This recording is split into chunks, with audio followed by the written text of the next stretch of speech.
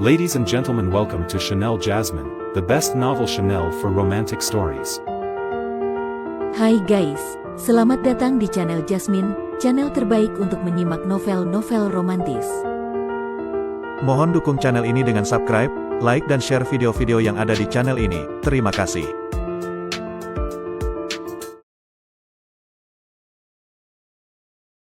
Kaisar Agung Seni Bela Diri Bab 1281. Bagi seorang yang telah membunuh beberapa suprim sekalipun, membunuh seorang kaisar besar 9 roda hanyalah perkara semudah makan dan minum.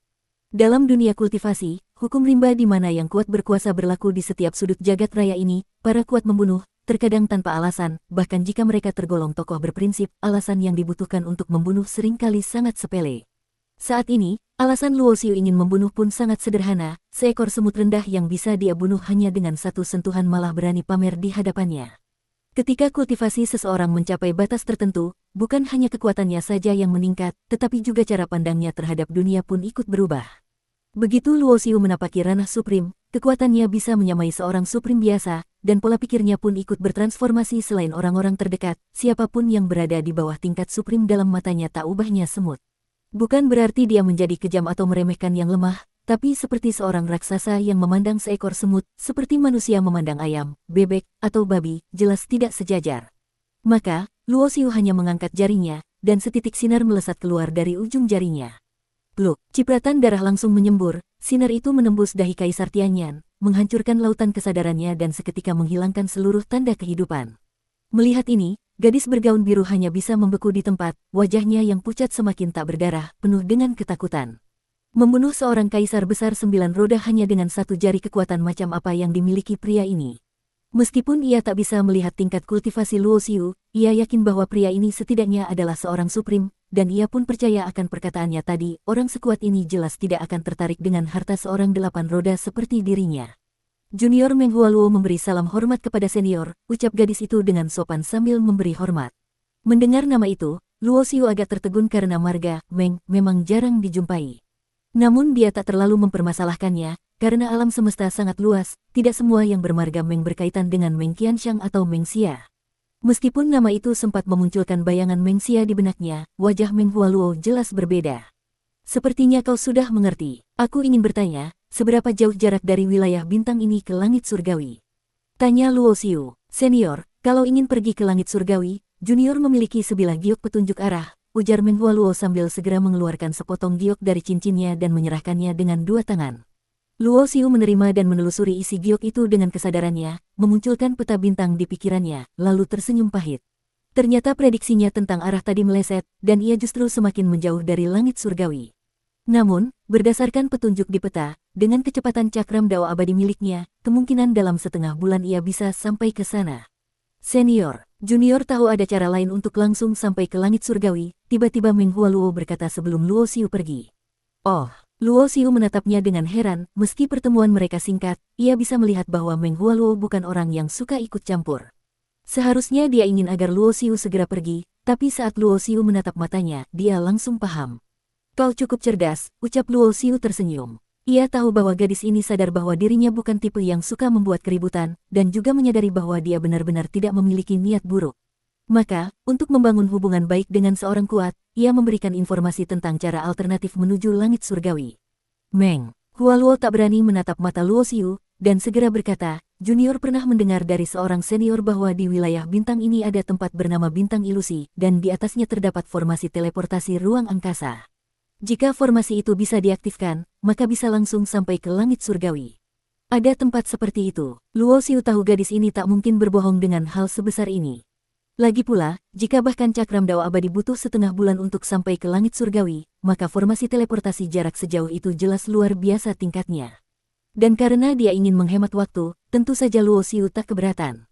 Ia pun menerima giok kedua dari tangan Meng Hualuo, yang menunjukkan lokasi tepat bintang ilusi. Ternyata, tempat itu tak terlalu jauh dari posisinya sekarang. Jika benar rumor bahwa dari sana bisa langsung mencapai langit surgawi, berarti pernah ada orang yang berhasil melakukannya, dan Luo Xiu pun memutuskan untuk mencobanya. Ia mengangkat tangannya dan melemparkan 2 botol giok dari cincinnya, yang melayang langsung ke hadapan Meng Hualuo, lalu tanpa mengucapkan sepatah kata pun, sosok Luo Xiu menghilang begitu saja. Melihat 2 botol giok yang melayang di depannya, sorot mata Meng Hualuo seketika dipenuhi kegembiraan. Awalnya ia hanya mencoba peruntungan, tak disangka sang senior benar-benar memberinya sesuatu. Dengan harapan yang tinggi, ia membuka botol giok pertama dan mendapati hanya ada satu butir pil, bernama pil Dewa 9 Roda. Pil ini, sesuai namanya, memungkinkan seorang kultivator mencapai roda ke-9 dalam kultivasinya, dan selama seseorang telah berada di puncak 8 roda serta memiliki fondasi dan bakat yang layak, maka peluang menembus ke-9 roda hampir dipastikan berhasil. Meng Hualuo yang memang sudah berada di puncak 8 roda, tentu menyadari betapa berharganya pil ini baginya. Meski begitu, wajahnya tidak menunjukkan keterkejutan yang besar karena ia yakin, dengan bakat dan peluang yang dimilikinya, tanpa bantuan pil ini pun ia bisa menembus 9 roda dalam waktu yang tak lama lagi. Ia justru sedikit kecewa karena mengira senior sekuat itu hanya memberikan satu butir pil yang sebenarnya tidak begitu dibutuhkan olehnya. Namun, pil ini tetap berguna, entah untuk mempercepat peningkatan atau dijual untuk mendapatkan sumber daya yang melimpah. Selanjutnya, saat ia membuka botol kedua dan melihat isinya, barulah wajahnya benar-benar memperlihatkan ekspresi terkejut dan girang pil Dewa 10 Roda. Pil ini bisa membantu seorang kaisar besar 9 roda untuk menerobos ke ranah supreme, dan nilainya tak ternilai. Dengan pil ini, ia bahkan tidak perlu lagi mengumpulkan batu leluhur Taichu dalam jumlah besar untuk menembus supreme karena efek dari pil ini bisa menggantikan peran batu tersebut sepenuhnya. Bisa dibilang, selama ia melatih diri secara teratur, kelak ia pasti bisa menembus ranah supreme. Sementara itu, bagi Luo Xiu, memberikan dua pil itu hanyalah tindakan sepele. Bagi para kultivator biasa, pil semacam itu mungkin tak ternilai, namun baginya, semua itu bisa diperoleh dengan mudah. Dalam perjalanannya menuju bintang ilusi, Luo Xiu justru bertemu kembali dengan 3 orang yang tak asing baginya, Wen Sheng, Kai Mao, dan Wang Hong. Sungguh dunia ini kecil, belum lama keluar dari alam suci roh, ternyata ketemu lagi denganmu. Seru Wen Sheng sambil langsung bersiap bertarung. Dengan kekuatan teknik Dewa Perubahan, pasti kau mendapat banyak harta dari alam suci roh, bukan? Ucap Kai Mao sambil menatap Luo Xiu dengan sorot penuh hasrat. Sementara hanya Wang Hong, wanita bergaun hitam itu, yang tetap memandang tenang.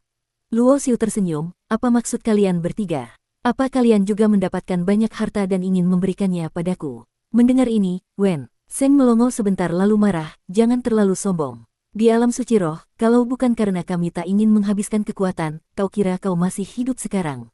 Cukup bicara, serang, seru Kai Mao yang juga tampaknya terpancing oleh ucapan Luo Xiu. Belum selesai bicara, Kai Mao dan Wen Sheng serempak menyerang, namun bukan dengan taktik mengepung, melainkan menggunakan seni serangan gabungan. Keduanya mengayunkan tangan dan menggabungkan kekuatan angin dan petir menjadi satu tebasan pedang raksasa yang menyambar Luo Xiu. Oh, teknik gabungan angin dan petir. Menarik juga, Luo Xiu hanya mengangkat tangan dan menghantamkan satu pukulan, membuat pedang itu hancur seketika dan pecahan energi angin petir menyebar seperti kembang api. Namun, ini bukan akhir dari teknik mereka, pecahan angin dan petir itu justru kembali menyatu dan membentuk medan energi mirip domain yang menyelimuti Luo Xiu, menciptakan badai dan sambaran petir yang saling bersinergi dan meledak-ledak. Tinju kekacauan purba. Dengan langkah mantap ke depan, Luo Xiu melayangkan pukulan kedua, kali ini dengan kekuatan hukum besar kekacauan purba. Boom! Tinju itu menghantam langsung ke domain angin petir, menciptakan pusaran energi liar yang menyapu sekeliling. Baik kekuatan Luo Xiu maupun teknik gabungan dua lawannya sudah melampaui batasan ranah supreme awal, bahkan menembus ke level supreme tingkat lanjut. Dalam badai energi yang mengamuk, dua sosok terlempar ke belakang. Kai Mao dan Wen Sheng terpaksa menghentikan langkah dan berdiri terpaku, tak percaya saat melihat Luo Xiu melangkah keluar dari ruang yang hancur. Kau benar-benar hanya supreme awal. Wen Sheng terbelalak, walaupun ia sudah merasakan kekuatan Luo Xiu di alam suci roh, kali ini dia menyadari bahwa kekuatan pria ini jauh lebih menakutkan daripada yang pernah ia bayangkan. Padahal jika mereka berdua bergabung, mereka bisa menekan hampir semua supreme tingkat lanjut, tapi tetap saja, dalam pertarungan ini, mereka malah kewalahan. Kekuatan macam apa yang sebenarnya dimiliki pria ini? Bersambung.